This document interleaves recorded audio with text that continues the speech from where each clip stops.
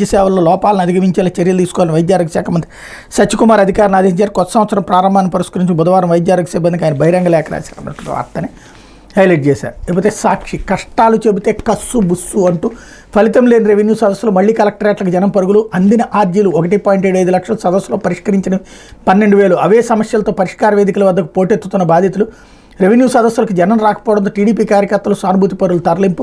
వైఎస్ఆర్సీపీ నేతలపై తప్పుడు ఫిర్యాదులు చేస్తూ వాటిని స్వీకరించేందుకు ప్రాధాన్యం. ఇతర సమస్యలు పరిష్కరించేందుకు ఆసక్తి చూపని అధికారులు. కేవలం విద్యార్థుల సర్టిఫికెట్ సమస్యల పరిష్కారానికి పరిమితం. సీఎంను కలిసి ఫిర్యాదు చేసిన సమస్యల పరిష్కారం కాక జనం అగచాట్లు. కృష్ణా జిల్లా గన్నవరంలో శనివారం రెవెన్యూ సదస్సు జరిగిన తీరును సాక్షి బృందం పరిశీలిస్తే పట్టుమని 20 మంది కూడా పాల్గొనలేదు. భూముల సమస్యలు అత్యధికంగా ఉండే గన్నవరం పంచాయతీ కార్యాలయంలో జరిగిన ఈ సభలో ఇతర పనుల మీద వచ్చిన వాళ్ళని కూర్చోబెట్టారు. సగం కుర్చీలు ఖాళీగా దర్శనమిచ్చాయి. వచ్చిన వాళ్ళలో చాలామంది టీడీపీ సానుభూతి పరులే. గ్రామాలకు సంబంధించి పార్టీపరమైన సమస్యలు వాళ్ళు ప్రస్తావించారు. గత సర్కార్పై నిందలు మోపడం, ఈ ప్రభుత్వం ఏదో చేసేసినట్టు చెప్పుకోవడానికి ఆరాటపడ్డారు.